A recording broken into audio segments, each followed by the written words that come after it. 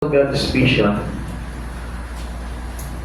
Paano po natin magagawa itong mga bagay nito kung wala tayong puso sa Lord? Paano po natin magagawa itong mga bagay nito kung tayo po mismo hindi tayo nagdi-desire talaga na mahinap tayo ng todo sa Panginoon? Kung halimbawa nasiyahan na lamang po tayo sa mga bagay na ginagawa na lang natin sa buhay, magpayaman, magtrabaho, kumita, magpamilya, o maglibang sa buhay, paano po tayo magkakaroon at makakasunod ng ganito sa Panginoon? It is the right things that we need to do as a Christian who are being witness to Christ Jesus. Kaya hindi nyo napapansin, even Sunday, binabaliwala po natin. Even yung mga pagsamba po natin, baliwala po yan. Why? Because wala yung heart for the Lord to follow. Okay, a heart to follow God's vision. Umpisahan po natin, what is God's vision? So, kailangan po na alam po natin yun. Hindi po, unlike po before, nung wala pa po tayo sa pananampalataya natin ngayon, hindi natin alam yung mga vision na yan At hindi natin alam kung ano po iba yung dapat natin sundin, ano yung maging pamantayan natin bilang mga tagasunod ng ating Panginoong Jesucristo. Basta alam lang natin, tumungtong yung paa natin sa simbahan, okay na yon. Ligtas na tayo doon. Hindi po ganun po yun. Okay, there is God's vision. What is God's vision? God's vision means a divine purpose or picture He gives individuals for their lives, guiding them to become more like Him, fulfill His plan, like seeking the lost and making disciples, often revealed through special encounters, prayer, or the Holy Spirit, but always aligning with the Scripture. Kailangan ang base sa banal na kasulatan. It's a sense of directions for living a life pleasing to God and useful to others, distinct from worldly aims. Tignan niyo po yung gusto mangyari ng Panginoon dito. Yung buhay na nakalulugod sa Diyos at pakinabang sa marami. Amen. Ngayon, this is God's vision. Gusto niya na tayo maging kaisa po tayo doon sa vision ng Lord na yun. And which is that plan, His plan. He wanted to fulfill His plan through us. Amen. At kabilang po tayo sa plano na yun, being a witness to Him, we are one with God's vision. Hindi ka pwedeng Kristiyano ka lang, napaatin-atin ka lang, padalo-dalo ka lang ng church, tapos hindi ka kaisa sa vision ng Lord. Ano po ba itong great vision ng God? Yung kanyang pakay, kung bakit niya po tayo pinuntahan dito sa mundo. Because He want to introduce salvations through Him. Amen. Gusto niya na ipakilala sa iyo, yung kaligtasan ay mula sa Kanya. Mula doon sa mga bagay na Kanyang ginawa. And then, this vision, we encounter in a special things on us, which is, sabi nga dito, in prayer or the Holy Spirit, but always aligning with the Scripture. Lahat ng mga Kristiyano has a Holy Spirit. After receiving Christ Jesus, there is already the guidance na iniwan sa atin ng Panginoon, which is the Holy Spirit. Amen. And this Holy Spirit will coming to you para sabihin niya sa iyo kung ano yung mga bagay na dapat natin gawin. Amen. So, supposed to be, dapat yun po yung lagi napapakinggan natin. And not the spirit of this world. Kaya kung mapapansin po natin, abala tayo sa mga bagay dito sa mundo na ito at wala tayong time para sa Lord. It is the absence of the Holy Spirit. But when a Christian has the Holy Spirit, it can easily hear the voice of the Lord. Amen. Ang bilis niya napapakinggan at alam niya kung ano yung vision na kailangan na maging kaisa siya doon. Amen. Kaya kapag sinabi sa kanya ng Panginoon na humayo ka, magkakay ka, gagawin niyo yung mga bagay na yun. Share the gospel, gagawin niyo yun. Amen. Instead of doing household chores, minsan mas pinipili natin yung mamalengke na lang ako, magluto na lang ako, maglaba na lang ako, kaysa humayo ako, mag-evangelize ako, mag-Bible study ako. Mas gusto po natin yung mga bagay na yun. It is the loss of Holy Spirit into every Christian. Amen. Nawawala. Yun yung pagkawala ng banal na Espiritu, although the Holy Spirit was dwelling upon us in every Christian, pero ang nangyayari po doon, nababypass po natin yung Holy Spirit and listening to the Spirit of the Word. Kaya ano nangyayari sa atin? Nagiging busy na lamang po tayo sa mga bagay sa laman. At nawawala na po yung kahulugan nung tinatawag na God's vision to every Christian who witness God. Do you know where you would be today without the gospel? Alam niyo po ba kung nasan tayo ngayon kung wala po yung gospel? Lahat po tayo patungo sa hell. Which is, lagi po natin tandaan, napakahalaga po talaga ng salita ng Diyos. Amen. We need to align our life, our alignment to the words of God, to the Scripture. Kailangan ang buhay po natin, after receiving Christ Jesus, is already aligned to the Word of God. Amen. Biblically means, tayo po ay nabubuhay na sa Espiritu ng Diyos. Sa pamamagitan po nitong salita ng Diyos, doon natin maiintindihan itong mga bagay na ito. Amen. But if until now, hindi pa rin mahalaga sa iyo yung salita ng Diyos, ay dahil yung hindi ka pa naratnan ng kaligtasan yan. Dahil lahat po ng tao gustong abutin ng Diyos ng salita ng Diyos. That's why He said, He launched their witnesses in every corner of the world para na sa ganun ma-reach out po tayo. At no person na hindi makakarinig ng salita ng Diyos. Kaya nga, alam niyo po ba, lahat ng mga nagtuturo ng salita ng Diyos, lahat ng mga nag-evangelize, lahat ng mga nag-street preaching, lahat ng mga nagpapahayag ng salita ng Diyos, sila ay nagiging kalugod-lugod sa Panginoon. Amen. Kaya nga, kahit na magsimba ka na magsimba, kahit na sabihin mo na mag-pray ka na mag-pray, but if you are not a part of this God's vision, I tell you, it is nothing. Baliwala pa rin po yun. Kaya mahalaga po, kahit na single verse, maipahayag mo yan sa kapitbahay mo, sa mga tao sa paligid mo, nandun ka, kasama ka sa vision ng Panginoon. Dahil yung gospel, ipinapangalan po talaga yan. And you heard already the gospel.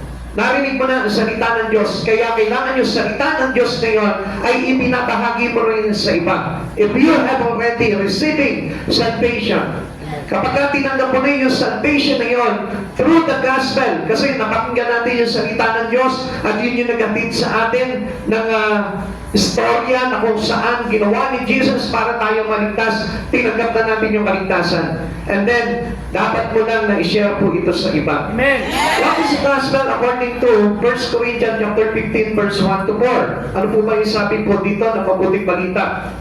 Mga kapatid, ngayon ipinapaalala ko sa inyo ang magandang balitang ipinangaral ko sa inyo. Iyan ang magandang balitang inyong tinanggap at naging saligan ng inyong pananampalataya. Bakit tayo po nananampalataya sa Lord? Naliligtas kayo sa pamamagitan nito kung matatag ninyong pinanghahawakan ang salitang ipinapangaral ko sa inyo, sabi ni Pablo. Kung matatag ninyong pinanghahawakan ang salitang ipinapangaral ko sa inyo. Ano sabi dito? Naliligtas kayo sa pamamagitan nito. Yung words of God na yun, the gospel of God, yun yung ipinahatid sa atin ng Panginoon para tayong lahat magkaroon ng pananampalataya dito, maniwala dito, panghawakan ito ng matatag para tayo ay magkaroon ng kaligtasan.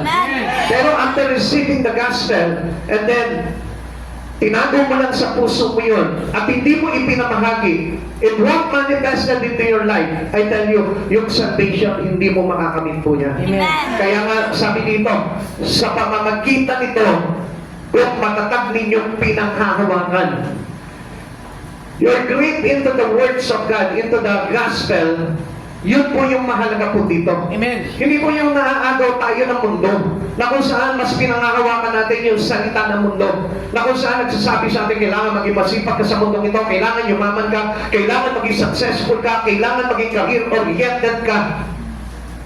Sige, magpayaman ka na magpayaman. Pero, hindi mo pinanghahawakan na matatag itong salita ng Diyos, you lose your life. Amen. Wala pa rin kaligtasan po yun. Tuloy po natin. Maliban na lamang kung walang kabuluhan ang iyong pagsampalataya, sapagkat ibinigay ko na sa inyo bilang pinakamahalaga sa lahat ng tinanggap ko rin, na si Kristo ay namatay dahil sa ating mga kasalanan tulad na sinasabi sa kasulatan. Inilibing siya at muling nabuhay sa ikatlong araw tulad din ng sinasabi ng kasulatan. This is the gospel. Yung ang Diyos Siya po ay pinako sa krus, namatay nilibing, at sa ikatlong araw ay nabuhay na magmuli. Para saan ito? Para sa kaligtasan po natin. At yan po yung pinapalaganap po natin. At matibay natin pinangahawakan. Now, if someone hadn't told you about Jesus, ano mangyayari ngayon? Kung halimbawa, hindi natin narinig ito, walang lumapit sa atin para ipahayag sa iyo ito, ano mangyayari sa tao? Separated from God. Iwalay pa rin sa Panginoon. Kaya nga, sabi niya dito, matatag na pinanghahawakan itong mabuting balita na ito. Bakit? Kasi for us not to be separated from Him. Para hindi tayo malayo. Pero kung halimbawa, let's say, narinig mo at ipinahayag sa iyo ang salita ng Diyos, pero binibitawan mo naman ito at hindi mo pinapahalagaan sa buhay mo, malayo ka pa rin sa Panginoon. Amen. Kaya kung mapapansin mo, ang layo ng buhay mo sa Lord, God hasn't no space into your heart. Kaya hindi po tumitibok yung puso natin sa Panginoon eh. Kaya ang hirap po natin magbigay ng panahon. Kaya ang hirap po natin magbigay ng sipag sa mga bagay sa Panginoon. Why? Because we are separated from Him. Ang layo ng pagitan natin sa Diyos. At alam niyo po ba, lahat ng nagmamahal and yielded to the Scripture, to the Gospel, sila po yung talagang masisipag sa mga bagay pagdating sa Panginoon. Amen. Not all Christians like this.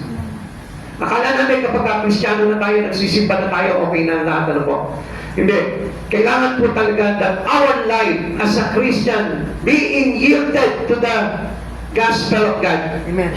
Kasi yun yung nagdikta sa iyo eh. Kaya nga, tayong lahat is very excited to have this. Dahil naligtas ka sa pamamagitan ng mabuting balita at hindi mo inaalis ito sa tenga mo at sa bibig mo. Amen. Kaya lagi mong ipinapahayag ito sa iba.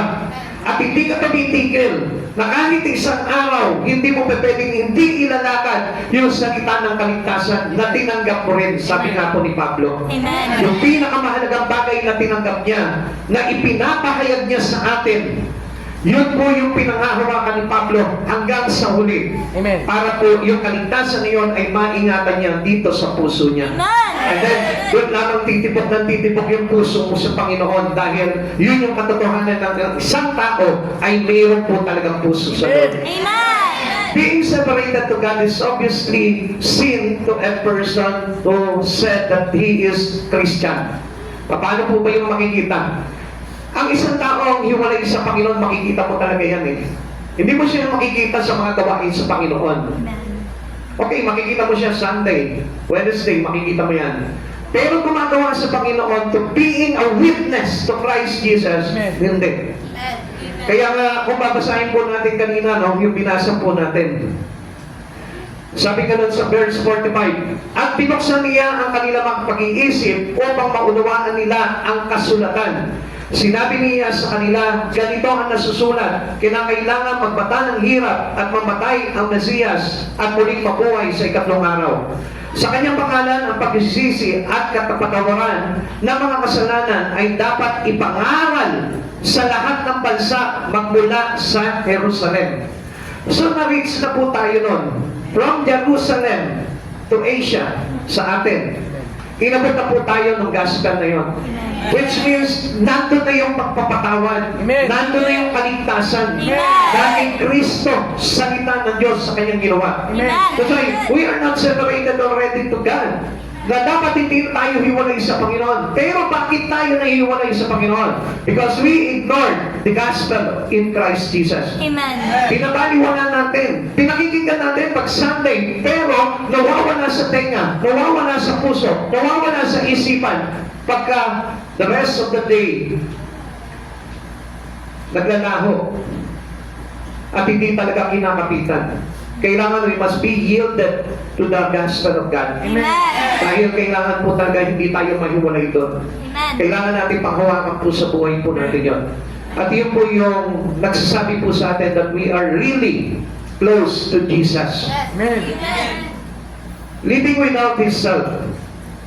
Kapag ang isang tao po talaga hindi po naabot ng salita ng Diyos, tayo po ay namumuhay nang wala yung tulong ng ating Panginoon. He is our present help.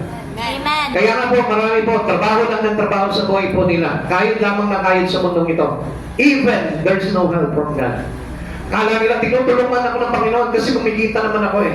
Nandiyan yung tulong sa akin ng Panginoon. Come on. You must open your eyes, your spiritual eyes, para makita mo kung sino nagpapala ng buhay mo. Amen. Dahil hindi lahat ng pagpapala ay galing po sa Panginoon. Mayroong mga pagpapalang ligaw na kung saan hindi sa Diyos galing kundi sa kaaway para na sa ganun madisig ka not to close your life into God. Amen. The gospel tells us to be close to Him. Yung salita ng Diyos, yun yung nagpapalapit po sa atin. Amen. Hindi po yung binibigkas lang ng bibig, kundi ipinamumuhay. Amen. We must be a living gospel to others. Amen. Ano ba po yung tayo kung wala po itong hindi po tayo inabot po nito? Facing the prospect of His righteous judgment after death. Pagkatapos po na tayo po ay lumisan dito sa mundong ito, haharap po talaga tayo sa hukuman ng Diyos. Hukuman tayo. Amen. Pero ang sabi po sa atin, tayo mga sumasampalatayang totoo ay hindi nahahatulan. Amen? Amen. Okay. Why believers must have a heart for God and vision for the Word. Bakit po ba kailangan na tayo po lahat bilang mga mananampalataya ay mayroon po talagang puso pagdating po sa pagsunod sa vision ng ating Panginoon.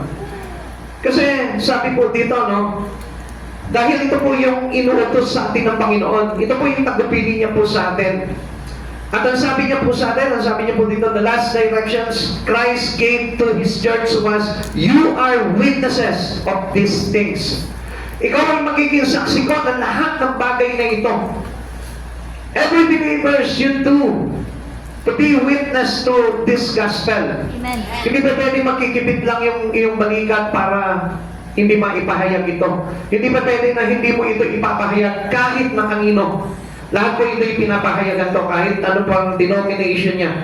Kahit sabihin niya pa sa iyo that he reject Christ Jesus, still they need to listen, they need to hear, Amen. they need to know this word for them. Para na sa ganon, hindi nila sabihin na hindi po kasi napakinggan yung salita ng Diyos. And in the judgment day, wala po sila maikakatwiran po sa Panginoon. Litin po natin yung Luke chapter 24 verse 45 to 49. Binuksan niya ang kanilang pag-iisip upang maunawaan nila ang kasulatan. Ang Diyos po, upon receiving Him, supposed to be dapat bukas na yung ating spiritual sense. Amen.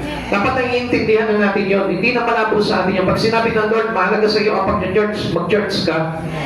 Mahalaga sa iyo, even midweek service, mag-midweek service ka. Amen. Mahalaga sa iyo, to share the word of God, mag-share ka. Amen. Kaya alam niyo, kalimitan, marami po mga Christian na they deceive God. They really deceive God. Bakit? Kung kailan lamang po sila magkailangan sa Panginoon, doon lamang sila lalapit. Kung kailan lamang po sila may hinihingi sa Lord, doon lamang po sila gagawa sa Lord. Kung kailan lamang po mayroon silang matinding karamdaman na nararanasan, doon lamang po sila mainit na mainit sa Panginoon. Amen. But then kapag kumikinhawa yung kanilang pakiramdam, kumikinhawa yung kanilang buhay, nakakalimutan nila ang Diyos sa kanilang buhay. They mock God. And they deceive God. No person in the world, on earth, shall deceive God in their life. Hindi natin pwedeng gawin po yun. Sinabi niya sa kanila, ganito ang nasusulat, kinakailangan magdusa at mamatay ang Kristo at pagkatapos siya ay muling mabubuhay sa ikatlong araw. Sa kanyang pangalan, ang pagsisisi at kapatawaran ng mga kasalanan ay dapat ipangaral sa lahat ng bansa. Kailangan natin malaman po yun. Magsisi ka man na magsisi sa buhay mo kung hindi kakaisa dito sa God's vision na ito ng Panginoon at hindi mo kilala kung kanino marapat magsisi, I tell you, wala pa rin pong patawaran po yung bagay na yun. Amen. Kayo ang mga saksi sa mga bagay na ito. Tandaan ninyo, isusubok ko sa inyo ang ipinangako sa aking Ama, kaya huwag kayong aalis sa Jerusalem hanggat hindi kayo napagkakalooban ng kapangyarihan mula sa langit. Receiving the Holy Spirit, obedient to God's given vision. If we have the Holy Spirit, katulad po dito, sinabi po sa atin, isusubok ko sa inyo ang ipinangako ng aking Ama. We have the Holy Spirit para saan yun? If you're truly Christian, meron kang Holy Spirit, ano po yung dapat mong gawin? We must know that according to our God, Ibinigay niya sa atin yung Holy Spirit to guide us. Amen. And to whom we guide us? To the laws, to the Word. Kailangan na tayo po lahat ay ma-guide ng Holy Spirit to do the things divinely according to the purpose of God. Amen. Hindi sa purpose of man lang na, ay okay ngayon, medyo free ako ngayon, walang bawal sa akin ngayon, walang pumipigil sa akin ngayon, okay, sasama ako sa hayo, sasama ako sa street preaching. Hindi po ganun. We have our Holy Spirit. Every individual has the Holy Spirit. Amen. And I tell you the truth, kahit na hindi sabihan ka, kailangan gawin mo yung bagay na yun. Amen. Kahit na sabihin mo na hindi sabihin sa iyo ng pastor na kailangan sumama ka sa street preaching, sumama ka evangelization, sumama ka sa pag-share ng gospel, kahit hindi sabihin sa iyo, gagawin mo yun. Why? Because you have the Holy Spirit. Amen. Every individual has the Holy Spirit. If you believe on that, makikita mo, nandun na yung kaayusan ng kabanalan ng Diyos sa buhay mo. Amen. Kaya maraming tao nagigito. They took the church as their religion. Ginagawa lang po nila religion yung mga bagay na ito. Kaya nga makikita ko nagiging rituals na lang yung kanilang ginagawa. Pag binago mo yung schedule, nahihirapan na po sila kasi hindi po talaga naka-align yung kanilang buhay into the gospel. Pero ang isang tao naka-align talaga yung buhay niya sa gospel, kahit pag ikot-ikutin mo yung schedule niyan, makikita mo ready to go pa rin yan. Amen. Dahil yun ang sinabi ng Lord, go ye in all the world, the nation. At ipinapahayag po niyan kahit saan, kahit anong oras, kahit na anong araw. Hindi malilito yan. Uy, naku, binago ni Pastor, hindi ako makakasama ngayon. I tell you, you have no Holy Spirit. So, din mo ang Holy Spirit, makikita mo. Lahat ng bagay na pinagagawa sa iyo ng Panginoon, magagawa mo yan. Kahit meron po mga humahad lang sa iyo dyan, magagawa mo yung bagay na yan. Bakit? Nothing can stop the Holy Spirit in you. I tell you the truth. Walang sino man makakapigil ng Holy Spirit sa buhay mo. If you allow this, kung inaalam mo sa buhay mo yan, hindi ka mapipigilan yan. Kahit sabihin mo, you are a little one. Kahit sabihin mo, you are a young ones. Hindi ka mapipigilan yan. Mas lalo na kung nasa edad ka na. Hindi kailanman mapipigilan yan. Dahil we have our decision. Marunong na tayo mag-desisyon sa buhay po natin. And your decision must according to our God. Amen. Amen. Kaya wala po yung taong forward because of the Holy Spirit. The help of the Holy Spirit gave us courage to do things into the Lord. Amen. Kaya makikita mo yan, laging active yan pagdating sa mga bagay sa Panginoon. What does a heart for God to follow? Ano po ba yung dapat natin sundin po dito? Okay, tingnan po natin. Number one, desire to know Him. Kilalanin mo mabuti ang Diyos sa buhay mo. Hindi porke nagsisimba ka na dito, kilala mo na ang Diyos. Hindi porke sinasabi nila, matagal na akong Kristiyano matagal na akong umaatin sa ganon, matagal na akong ganito, matagal na ako sa religion ko, kaya kilala ko na ang Diyos. No, hindi po ganun yan. Para makilala mo ng todo ang Panginoon sa buhay mo, kailangan yung manifestation ng pagiging isang totoong Kristiyano ay kailangan mangyari sa buhay mo yun. Amen. Hindi natin pwede sabihin that I am a followers to Christ, pero hindi ka naman sumusunod sa Kanya. Followers means obedient to God. Followers means they love God. They love Jesus. Hindi iba yung iniibig niya. Hindi yung simbahan lang ang iniibig niya. Hindi yung mga kapatiran lang, kundi the God's Son. Jesus is God. When you have heart for God, you experience an insatiable desire to know Him. Ibig sabihin po nito yung parang unfulfilled palagi yung espiritu mo kapag hindi mo hinahanap si Jesus. Amen. Ganun yan Kaya nga, huwag natin sabihin na tayo mga Christian na true followers to God, pero mas malaki pa yung iyong space sa pansarili o mas malaki pa yung time mo sa ibang bagay kaysa sa Panginoon. That was not insatiable desire. So pag sinabing insatiable desire, ang ibig sabihin niya yung araw-araw naghahanap ka sa Panginoon. Parang hindi na satisfied yung espiritu mo kapag wala kang nalalaman about Christ Jesus. And you're willing to search anything and seeking for the love of God. Lagi mong hahanapin yun. Kahit nasa sulong yan, hahanapin mo yan. Hahanapin mo yan sa mga bagay na ginagawa mo sa Panginoon. Kaya hindi ka talaga matitinag na kumbaga mako-complacence ka na lang and you are sitting on the laurel parang sige lang sitting pretty ka lang sa isang lugar and then wala kang pakialam doon basta pag-araw ng Sunday okay magsisimba ako, gano'n na lamang po yun. Hindi po yun yung tinatawag na insatiable desire to know Him. Amen. Kailangan po talaga na hinahanap natin palagi sa buhay po natin ng Panginoon. Amen. It's not a matter of learning facts, but rather to pursue of an increasingly personal relationship with Him, yung intimacy, yung malalim. Amen. Kaya nga kung mapapansin po natin ang dami po mga Kristiyano, they don't have intimacy with God. Ang bilis po nila matitouch sa Panginoon Even though they got too long in serving God, but still, they lose it. They can easily lose it. Ang bilis nilang bitawan yung bagay na yun. Alam niyo po ba, kapag may intimacy ka na sa Lord, intimate na yan, relasyon mo sa Panginoon, hindi ka na bibitaw sa Kanya Parang ka ng bata na hinahanap ng kanyang kapatid para ihuwalay sa nanay niya. Di ba, nakakita na kayo noon? Yung hinahanap mo yung bata, gusto sumama sa nanay. Sama ako sa nanay ko. Di ba? Pero, inihiwalay mo, iyak siya ng iyak. Ganon po yung tinatawag na desire dapat po natin. Amen. Not only learning facts in Christ. Marahil, marami ka nang alam pagdating sa Biblia. Kaya lang ang problema nito, hiwalay ka sa Lord. If you have a lot of things that you should learn in the Bible, supposed to be, ito dapat yung magpapalalim sa iyo ng iyong relasyon sa ating Panginoon. Yung bang hindi ka na matitigil sa pansarili mo lamang, kundi kailangan lagi meron ng part si Lord dito sa buhay ko. Lagi nang meron pagkakataon na sumasagi palagi sa iyo si Lord. At yun yung kumbaga parang hindi mo pwede talagang bitawan si Lord. So dali, hindi ako pwedeng mawala. Pag wala ako sa Panginoon, papaano na ako? Ganun tayo, para tayo mga bata na iyakin tayo kapag hinihiwalay tayo sa ating mga magulang. Kaya lang mapapansin po natin ngayon, hindi na ganun yung mga kabataan ngayon because of their cellphone.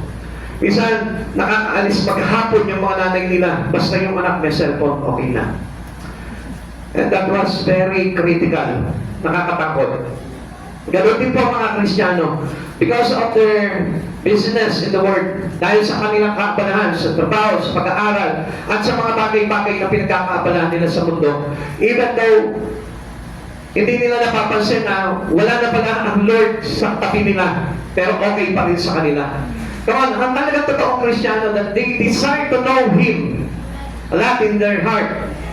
Hindi talaga bibitaw sa Lord yan. Amen. Hindi siya pwede na ma-interrupt siya ng cellphone niya, ng social media niya, ng trabaho niya, ng pag-aaral niya, o kung ano mang bagay na pinagkakabalan niya sa araw. Hindi siya pwede ma-interrupt yan. Hindi siya pwede ma-intercept doon sa mga bagay kay Kristo dahil iiyak at iiyak ang kaluluwa niyan kapag hiniwalay mo. Amen. Yan yung tinatawag na intimacy, masyadong malalim. Hindi mo talaga pwedeng paghiwalayin yun kasi intimate na Halos talagang kumbaga parang sa papel na nilagyan mo yung dalawang papel na nilagyan mo siya ng glue and then stick together. Kapag tinanggal mo yan, natuyo yan, hindi mo na sila talaga mapaghihiwalay. Kundi masisira na yung bawat isa sa kanila. Ganun tayo sa Lord. Ganun na yung pagiging intimate natin sa Kanya. Na hindi mo na pwedeng pag-iwalay niyan, masisira ang buhay niyan. Ganun ang kalagayan ng talagang totoong naghahanap sa Panginoon. At gusto makilala na malalim ang Panginoon sa buhay niya. Hindi po yan pag ayaw-ayaw. Hindi po yan yung kapag hindi pupunta. Hindi po yan yung kapag ayaw mag-church. Come on. Kung may pitak pa sa puso mo yung sinasabi ko ngayon, may pag-asa pa. Pero kung halimbawa, let's say, wala kang pakialam dito sa mga bagay na yan, I tell you, very critical na ang kalagayan mo. And you must know Him. You must desire to know Him very well. Kailangan kilalanin mo siya ng mga mas malalim pa. At hindi yung katamtaman lamang na pagkakilala sa Panginoon. Hindi po sa sapat yun. Ikalawa, bakit kailangan po natin sundin po ito? A desire to obey Him. Kailangan kasi matutunan natin sumunod sa Kanya. Kailangan na meron tayong mithiin at sundin talaga ang Diyos sa buhay po natin. Hindi yung sundin yung asawa, hindi yung sundin yung teacher, hindi yung sundin yung boss, hindi yung sundin yung kung sino man sa buhay mo na naglalayo sa iyo sa Panginoon, kundi sundin ang Diyos sa buhay mo. Sabi ni Peter niya kanigyan, Sa palagay niyo, ma'am, mas higit na dapat sundin ang tao kaysa sa Diyos. Ang sabi niya, I obey God rather than man. Amen. Kailanman ang Diyos ang masusunod sa buhay ko. Kahit ayaw ni Sister Mary Ann, hindi ako pwede. Gagawin ko pa rin yung gusto ng Lord. Kahit ayaw ko, hindi pwede. Gagawin niya pa rin yung gusto ng Lord sa buhay niya. Amen. Kahit ayaw na magulang mo, basta yun ang pinagagawa sa iyo, into God's vision, which is aligned to the gospel, gagawin mo yun. Kahit ayaw na magulang mo. Amen. Hindi ko ako nagtuturo ng rebellious to your parents, pero this was true. Because sabi ng Panginoon, sabi ni Jesus mismo, hindi po ba dapat ang kanyang anak ay nasa tahanan ng kanyang ama? Amen. Mga kapatid sa Panginoon, minsan kasi pinangungunahan ng tao yung mga bagay na gustong gawin at mangyari ng Diyos para sa atin. It is the plan of God that cannot be hindered to us. Yung plano ng Diyos, hindi kailanman na mapipigilan sa atin ito. Amen. Na kahit na sino pa man. Kaya nga tuwa-tuwa po ang si Jesus po noong time na nireveal kay Peter kung sino siya. Sabi niya, ikaw naman, Simon Pedro, ano masasabi mo tungkol sa akin? Na kayo po yung anak ng Diyos na kataas-taasan. Sabi sa kanya, hindi tao nag-reveal sa inyo, kundi ang Espiritu ng aking Ama. Amen. Kapatid sa Panginoon, this is the desire to obey Him. Amen. The night before His crucifixion, Jesus told His disciple, if you love me, you will keep my commandments. Kung talagang iniibig mo ang Lord, hindi sa bibig lamang yan. Amen. Alam niyo, nasanay po kasi tayo ngayon na nagsasalita lang tayo, limbawa sa isang lalaki, sa isang babae, sa ating mga kapwa, sa kapatid, sa nanay, na sinasabi natin, I love you, nanay. Pero, suway pa rin sa magulang. I love you, asawa ko, pero, hindi pa rin po totoo nagmamahal sa kanyang asawa. Doon po kasi tayo nagsanay but not to God. Sabi ng Lord sa atin, if you love me, you will keep my commandments. Amen. Kung ako'y iniibig ninyo, susundin nyo ang aking mga pinag-uutos. John 14, chapter 14, verse 15. Kung iniibig ninyo ako, tutuparin ninyo ang aking mga inutos. Obedience is a sign of love for God's and His vision. Amen. Yung pagiging masunurin natin, kaya nga alam nyo, nagtatag ng iglesia ang Panginoon. It is very important for Christians to have involved into a church. This church building, napakahalaga po nito. Kasi pagpapalarawan po ito na ikaw nagiging masunurin ka sa alituntunin na ibinigay sa iyo ng iglesia. Kaya nga kung halimbawa, hindi ka nakapasakop sa isang iglesia, sa isang simbahan. Kapag hindi ka nakapasakop sa isang church, gusto ko po na malaman mo po, medyo mahihirapan ka talagang ibigin ng Diyos sa buhay mo. Bakit? Kasi wala yung alituntunin na dapat mong sundin. Yung alituntunin na yun yung nagpapalalim ng desire natin para makilala natin ang todo ang Panginoon sa buhay po natin. At para na sa ganun, matuto tayo sumunod. Amen. Kung hindi mo kilala ang Panginoon, hindi ka talaga susunod sa Kanya. Bakit? Kasi hindi mo iibigin ng Diyos Kung hindi mo alam yung gospel niya, talagang tutulugan mo na palagi ang Panginoon sa buhay mo. At babaliwanagin mo siya sa buhay mo. Kaya nga sabi po ng Lord po sa atin, obedience is the sign of love for God's and to His vision. Amen. Magiging kang isa ka sa vision niya. Magiging kang isa ka sa church. Kung ano man yung mga bagay na isinusulong ng church, kaisa ka dyan. Bakit? Mahal po ang Diyos Itinatag ka ng Panginoon sa ibabaw ng bato. Sabi nga po natin, sabi ni Jesus sa atin, mula sa ibabaw ng bato na ito, ikaw ay Pedro, itatayo ko ang aking iglesia. Mga kapatid sa Panginoon, ikaw ngayon nasa ibabaw ng bato ni Jesus. Tinanggap mo si Jesus. Sino ba dito nagsasabi na hindi niya tinatanggap si Jesus? Pakitaas yung kamay. Kung sige, halimbawa, let's say, sino po dito yung tumatanggap kay Maria? Meron po ba? Sino po yung tumatanggap po dito kay Jesus? Pakitaas ang kamay. So, that's it. Kung tinatanggap po si Jesus, nasa ibabaw ka ng bato. Pag sinabing nasa ibabaw ka ng bato, matibay po yun. Yung bato na yun. Because God is the rock of foundation. Now, kung matibay yung bato na tinutungtungan mo, at kung si Jesus talaga yung bato na tinutungtungan mo yun, I tell you, hindi pa pwedeng hindi ka matitinag. Hindi pa pwedeng hindi ka susunod sa mga bagay kay Jesus. Dahil as a believer to Christ Jesus, yun yung gagawin mo dahil sa pag-ibig mo sa Panginoon. Amen. Sa kanya ka nakatuntong Siya yung ating foundation eh. So, ibig sabihin, siya yung matibay na nagpapatatag ng ating pagiging Kristiyano. Amen. Si Jesus po yun. Maliban na lang kung nakatayo ka sa ibabaw ng bato ni Maria. Wala po yun. Walang bato si Maria eh. Kasi, it's like Peter. In Hebrew, it is Petros. Pag sinabi Petros, a small stone. Every one of us is a small stone. Yung po kasi yung topic ko ng Wednesday, sayang wala po kayo eh. Supposed to be, dapat nandun po kayo para in relations to the topic, magkakaroon po ng pagkakaugnay-ugnay po yung topic na yun. Kaya nga kung hindi ka nakatungtong sa ibabaw ng bato ng ating Panginoong Jesucristo, which is our foundation, hindi ka talaga susunod sa Kanya. Kasi yung foundation ay iba. Ngayon kung si Kristo yung pundasyon mo, ibig sabihin, umiibig ka sa Panginoon at naitatatag ka kay Jesucristo. Amen. We are a small stone. We are Petros. We are Peter.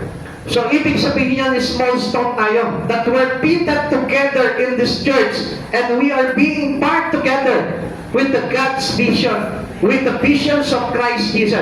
Nagkakais tayo yan. Amen. Hindi ka mawawala doon sa pinatatayong church.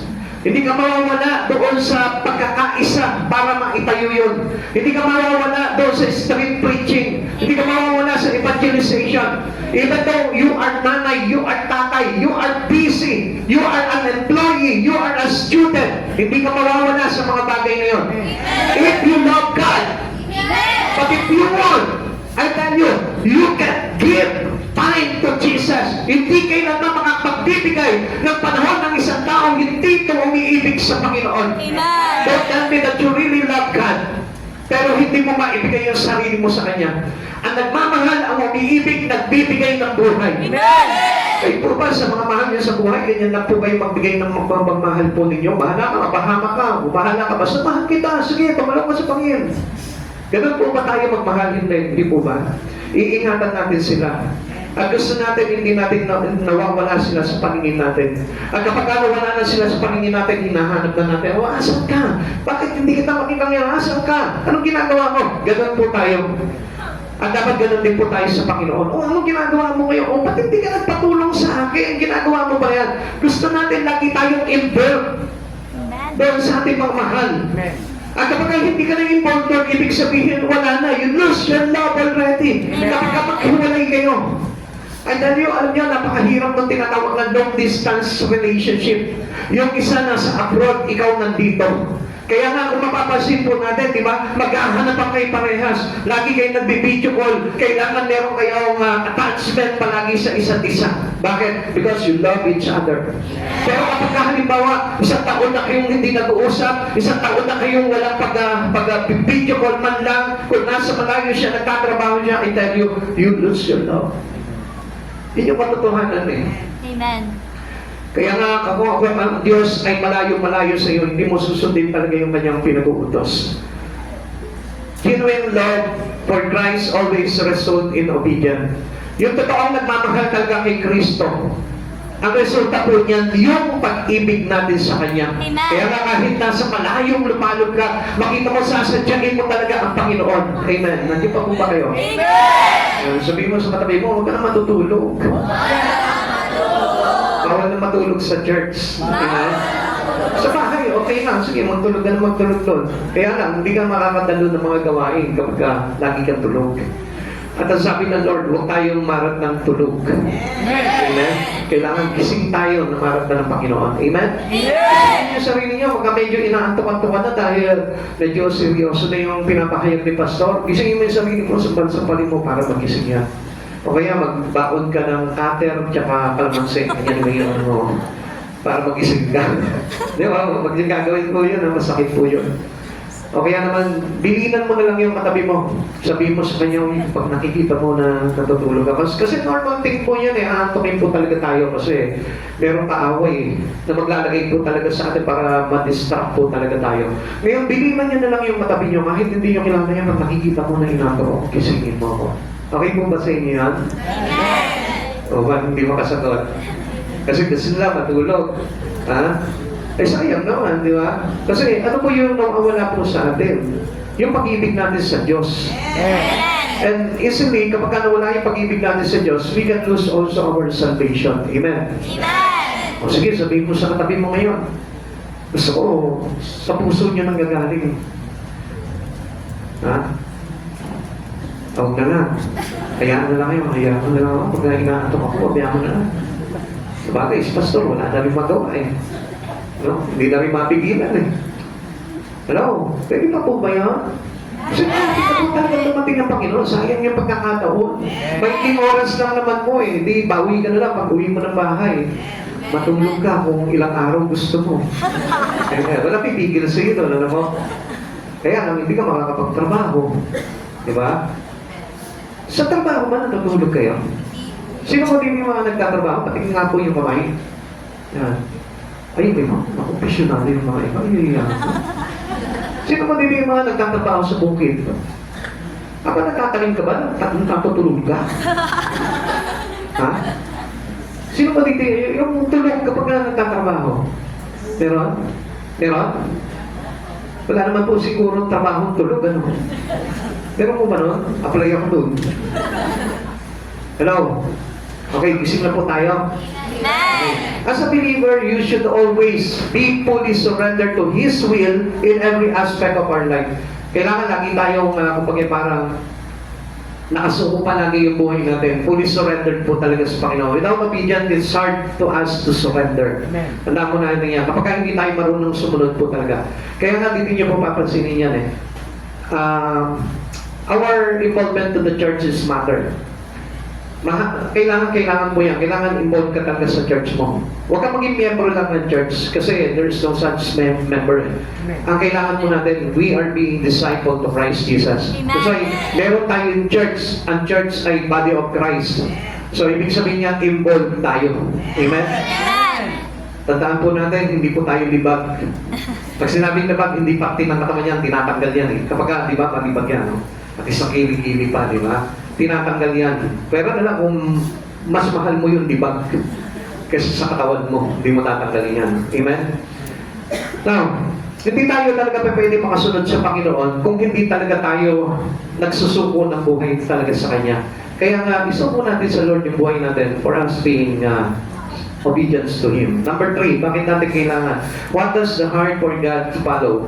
Desire to share Him. Kaya kailangan natin sumunod kasi kailangan po na magkaroon tayo ng mithiin na ipahagi po talaga yung gospel ng Lord. If you're genuinely devoted to Christ, to Jesus, you want to tell others about Him because Christ didn't call followers to private faith. Kung pinipirbado mo lamang yung iyong mga napakinggan, yung iyong mga nabasa, natutunan pagdating sa salita ng Diyos, that was not a true followers to God.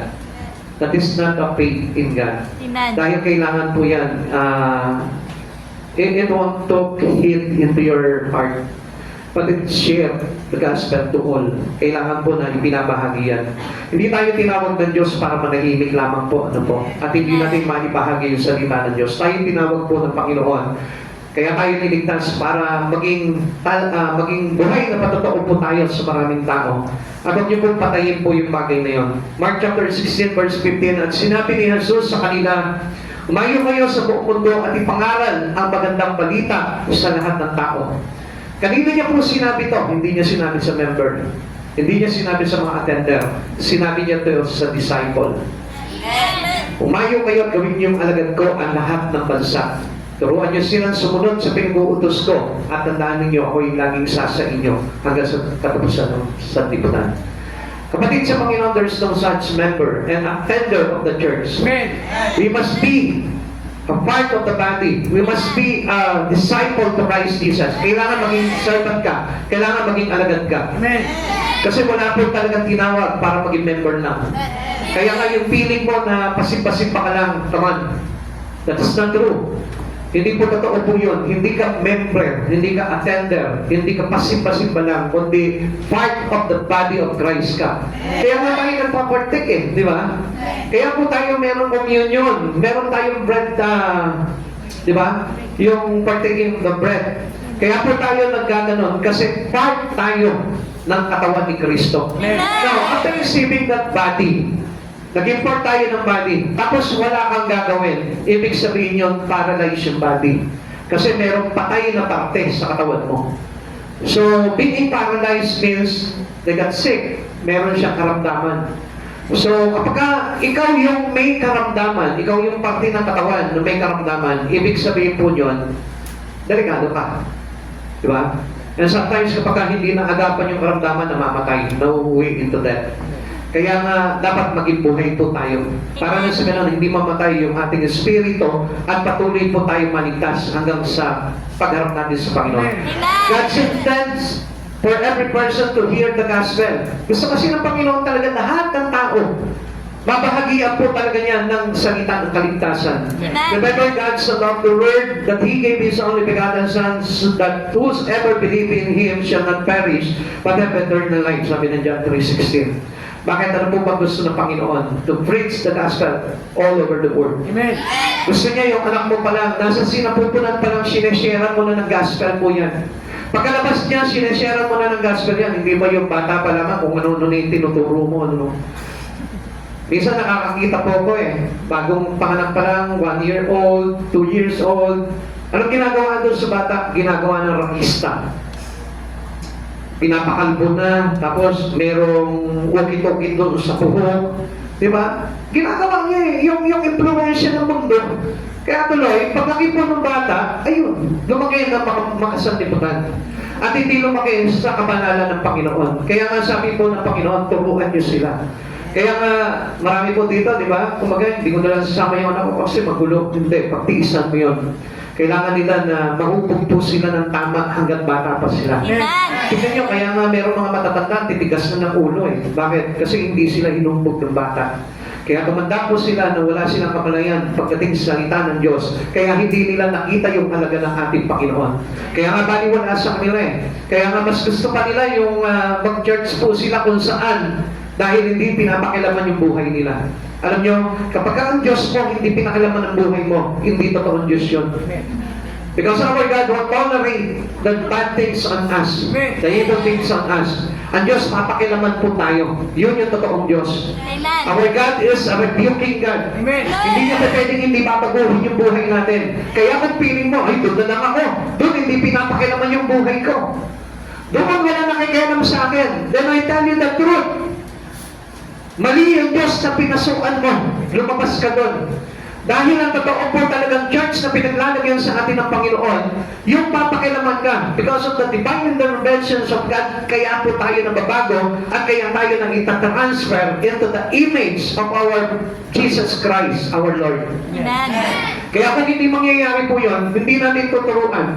At sasabihin mo, makulit kasi yung anak ko kaya ayaw kong sama sa church. Come on, ikaw ang makulit. Sabihin mo sa sarili mo, hindi yung anak mo, kasi yung anak mo wala pang isip yan. Ikaw na may isip at alam mo kung ano yung bagay na dapat at yun ang dapat na gawin mo sa anak mo na wala pang isip. Amen. Para na sa ganun, pag nag-iisip siya, tama na yung pag-iisip niya, hindi katulad ng isip natin. Amen? Amen. Kasi tayo kaya bumaluktot yung isipan natin dahil hanggang ngayon, Kristiyano na tayo, baluktot pa yung isipan. Bakit ko po sinabi ko yun? Kasi ayaw i-align yung isipan sa words of God. Come on.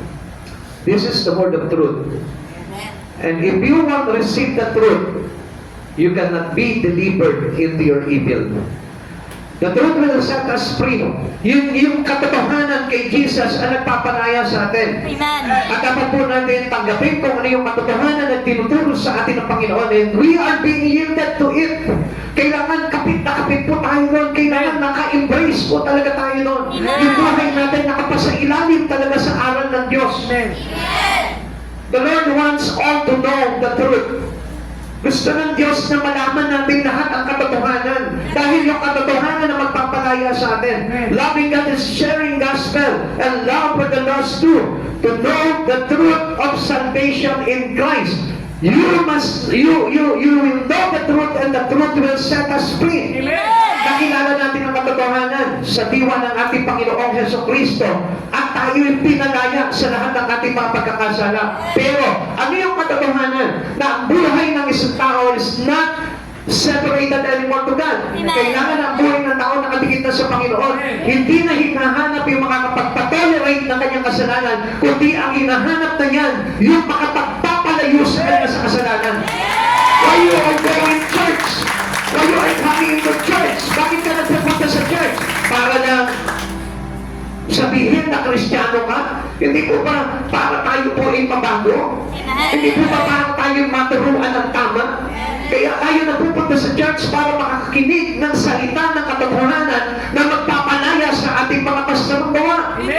At hindi para i-tolerate lang tayo. Kaya kung ang hinahanap niyo pong church, yung hindi magsasabi sa iyo ng mga bagay na mali sa iyo, ng mga bagay na masama sa iyo, I tell you, hindi yun ang totoong church at hindi nandun si Jesus. Wala.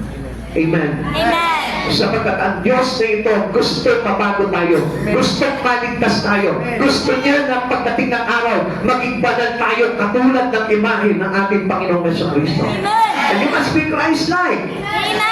Dahil yun po yung kailangan po natin. Dahil tayo inibig ng Diyos, kaya pinapakilala niya sa atin yung katotohanan. 1 Timothy chapter 2 verse 3 to 5. Ito ang mabuti at nakalulugod sa Diyos na ating tagapagligtas. Ibig niya na ang lahat ng tao ay maligtas at makaalam ng katotohanan ito.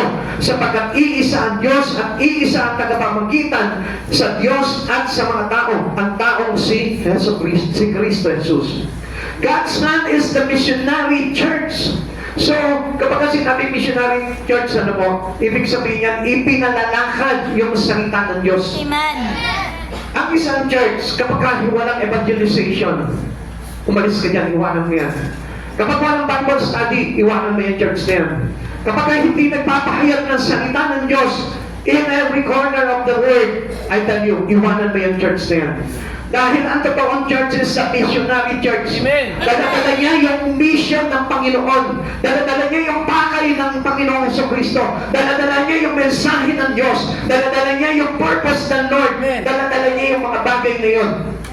At kung ikaw mismo church, ikaw mismo believers of Christ ka, disciple of Christ ka, na hindi mo dinadala ang salita ng Diyos, hindi mo dinadala yung pakay ng Diyos, yung purpose ng Diyos, yung God's plan, I tell you, you are not the church for Christ Jesus. Amen. Hindi ka followers ni Christ. Masakit mapakinggan po yun, pero the truth will set us free. Kaya umpisahan mo na sa araw na ito. Huwag yung patulog-tulog lang sa simbahan. Kailangan gising tayo na tinatanggap natin yung mga bagay na katotohanan. Amen. Kaya makikita nyo, di ba? Halos hindi po nag-a-active yung espiritu natin. Kapag umpisahan mo muna. Para lang sa ganun, makahakbang ka doon. Umpisahan mo muna ng Wednesday. Matid ka ng Wednesday. Gusto mo talaga na magbabago at maging isa tayo sa tinatawag na God's plan. Umpisahan mo muna. Unti-unti lang. Kung hindi ka man makadalo po nung midweek service, dumalo ka ng evangelization. Dumalo ka ng Bible study. Mag-iisa ka doon sa mga bagay na yung makikita mo, mabubusog ka at mabubuhay yung espiritu mo. Alam niyo, huwag po tayo maging complacent na umaatin lang tayo every Sunday. Mga kapatid sa Panginoon, I honest you, I love you church. Mahal ko po kayo, kaya ako sinasabi sa inyo to.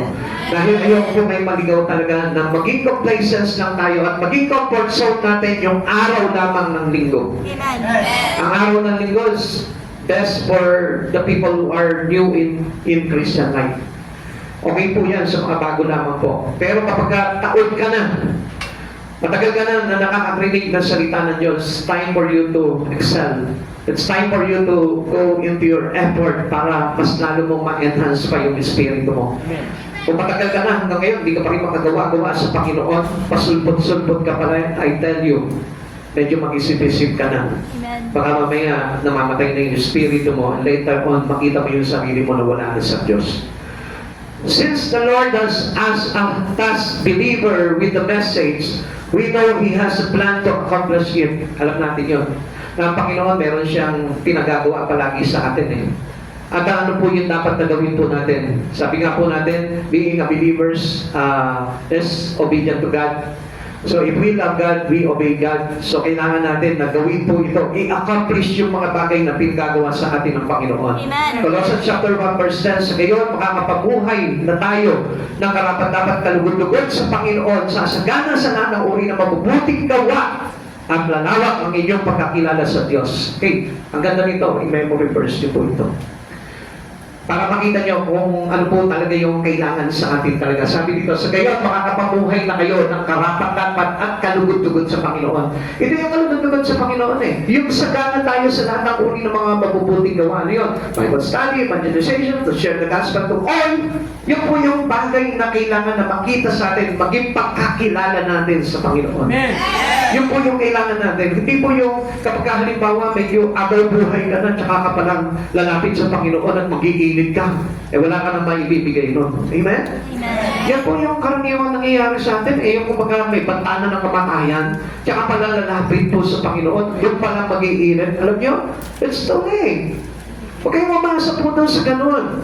Sabi ng Lord, hanggat may lakas ka, gamitin mo yan. Para sa ganon, tayo po mismo ay nagpapakilala ng lubusan ng ating Panginoon. Amen. Amen. Huwag ka magpakasakali sa ganon. Di ba, malakas pa naman ako eh. Pagka medyo nakakaramdam na ako sa katawan ko na may taning na buhay ko, yan. Paglilingkod na ako sa Panginoon. Come on. Hindi mo na magagawa yun. Yung normal ka nga eh, hindi mo magawa yun. Yung may karamdaman ka pang iniinda sa katawan mo, hindi mo na magagawa yun. Kaya habang malakas po tayo, habang maganda pa yung kalagayan po natin, gamitin mo na yung buhay mo for the glory of God. Para nang sa ganon, matiyak mo na pagdating ng araw, mailigtas ka talaga ng Panginoon. Amen. Alam nyo, sabi ko nga po sa inyo, kapag ang isang Kristiyano, pakalon-talon pa rin ng church, no? Paiba-iba pa rin ang pinupuntahan ng church. Di ba? Makikita mo, mag-i-involve sa isang church, and then, pagka nasaktan yung damdamin, nilipat na naman ang ibang church, mag-isip ka sa sarili mo. Dahil hindi po talaga totoong ganun ang mga natuto po talaga. Amen. Amen? Kaya we stick in our Christ Jesus. Saan ka nakakita ng si kamay, dahil kinurot ng isang kamay, nasaktan, pinaputol niya na. Meron mo ba yun? Hindi nga eh, kapag nasaktan nga yan, ipapasurgery mo ba yan, kailangan ma-intact pa rin sa katawan mo yan eh. Amen? Amen. So ganun po yung kailangan natin. Hindi yung nasaktan ako dyan sa church na yan, masyadong matahanis yung bibig ng pastor yan. Lipat na lang ako doon. Buti pa doon, sweet yung pastor doon. Nagbibigay ng abono sa lupa. Hello, come on. I tell you the truth, hindi ganun ang church. Kailangan yan eh, i-revive yung espiritu mo na kailangan ng mabuhay. Amen? Amen. Amen? Missionary Church involved 3 parts, tatlong bahagi po nito. At ano po yung bagay na yun? Number 1, the persons of Jesus Christ. Kailangan taglay mo talaga si Jesus. Amen. Tanungin mo yung tabi mo, nananaig ba sa buhay mo si Kristo? Nananalig ba sa buhay mo si Jesus Cristo? Yan. Dapat nananaig yan. Alam nyo, dito nga ako nabibless ako, ayan, nanay, ano po. Minsan yan, nauuna pa sa amin po dito yan. Imagine that. So kahit na sabihin nyo na medyo hirap na siya sa paglakad, pag sumasama po sa amin ng street preaching yan, pero makikita nyo, mas maaga pa siya dito. Now, ito lang po yung gusto kong mapansin po ninyo. Tingnan mo yung sarili mo. Ang lakas mo, matipuno ka, di ba? Doon nga sa mga lalaki dito, naiingit ako kasi ang lakas ng katawan, hindi ko na magawa yung mga ginagawa nila eh. Ako, konting kilos lang, medyo kumahapo na agad ako eh. Kasi nga, may mga nararamdaman ako, pero ayoko magpatilan po talaga spiritually. Hindi ko kiniklaim yung mga bagay na nararamdaman ko. Pero spiritually, gusto ko pa rin talaga magpatuloy sa Panginoon. Now, tignan mo yung katawan mo. Ang lakas ng katawan mo, pero hindi mo magamit for the glory of God. Ang lakas ng katawan mo, pero hindi mo maibigay ng todo pagdating sa Panginoon. Pero sa trabaho, bigay todo ka. Sa trabaho, kahit mapuyat ka. Sa trabaho, basta kumita ka lang, gagawin mo ang lahat. Okay lang. Pero tingnan mo, pagdating sa Lord, hindi mo magawa yung simpleng pinagagawa lang sa iyo ng Panginoon. Do you have a conscience with the Holy Spirit?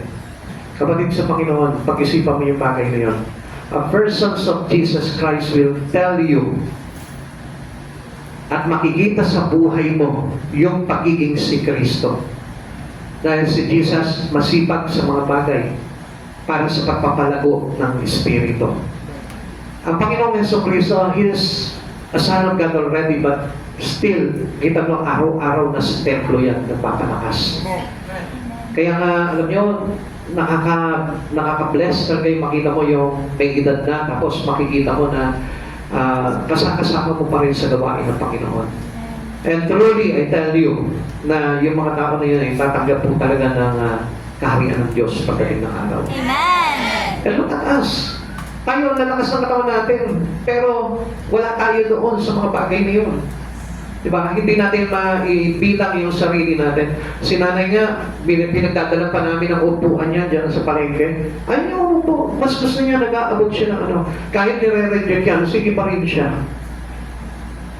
So, look at us. Gusto ko lang makita yung difference po na talaga may pag-ibig at may Kristo sa puso niya. Para sa ganun, we won't be hypocrite Christians. Hindi tayo maging mapagpanggap na Kristiyano. Malalakas sa salita, pero mahina sa gawa. Kapatid sa Panginoon, I rebuke you. Kaya ako kayo nire-review kasi malapit na, konti na lang eh. Malapit na dapating ang Panginoon. So, soon, hindi nyo na rin papakinabangan yung mga trabaho nyo. Dahil meron na po silang ginagawang great reset. At even yung currency po natin, binabago na po nila yan. Kaya paano gagawin nyo? So, sige lang. Kung hindi nyo naiintindihan itong mga bagay na ito, talagang hindi mo ilalapit ang buhay mo sa Lord. Pero those who are open their mind by Christ Jesus, alam niya na ngayon, itong oras na ito, kung ano na yung dapat niya at mabuti niya gawin. Amen. Kapatid sa Panginoon, alam kong hindi ko matutuwid yung inyong isipan. Kayo lang mismo ang magagawa. Hindi ko kayo mapipilit doon sa bagay na yun. Pero, I encourage you, ilapit nyo na ng todo yung buhay niyo sa Panginoon. Masipag kayo sa trabaho, masigit yung sipagan sa mga bagay na pagawa sa Panginoon. Amen. And this is how reflect the image of Jesus Christ into you. Amen. He is the one who offered His life as a substitutionary atonement for our sin. Siya yung naging kapatid eh. Para tayo po ay mahugasan sa ating mga kasalanan. This is the first part of our mission. Kailangan dala-dala natin ang Panginoong Jesucristo. Nagre-reflect yung imahe niya. Come on. Kaya nga kung minsan, alam niyo, ang dami mga Kristiyano, okay, sige, sumasama nga sila. Pero wala naman yung image ni Christ sa buhay po nila. Minsan na nakikita lang yung sarili. Minsan na ipapahayag lang yung sarili. Even though they share the gospel, pero ang mas higit na nahahayag yung sarili. Come on, huwag mong ipapahayag yung sarili mo.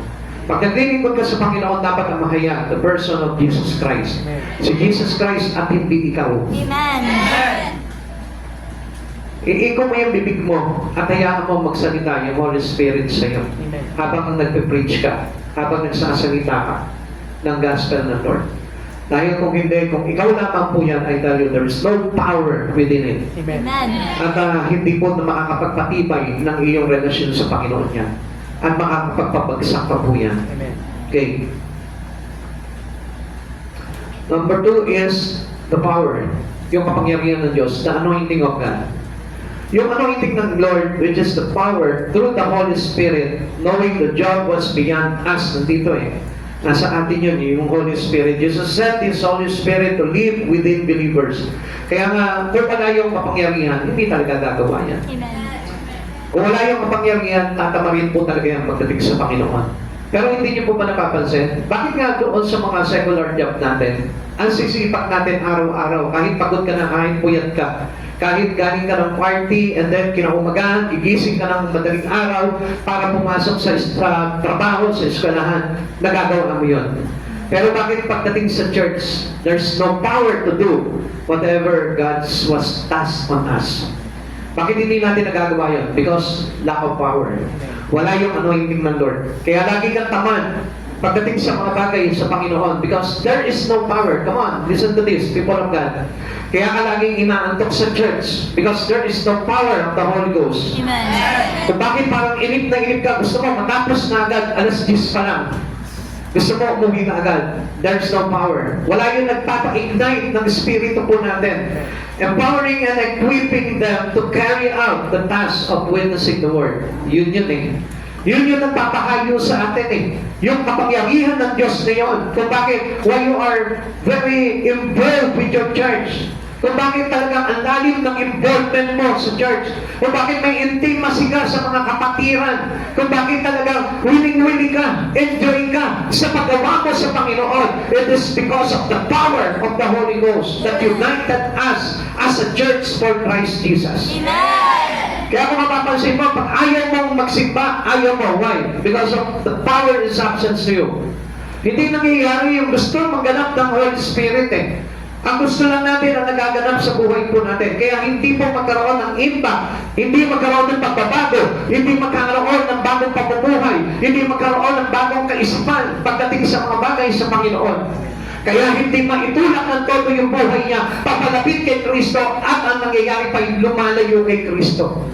As supposed to be, you are already involved into the ministry, but turn on out to the ministry. Ang nangyayari po nun, nawawala pa tayo, nahahatak pa tayong palayo sa Panginoon. And being separated to God is because of no power. Naka-power off tayo. Although nandiyan po sa ano yun, kaya lang power off tayo. Kaya hindi nangyayari sa atin yung gustong ipangyari ng Lord. No Holy Spirit, no power. No Holy Spirit, no vision.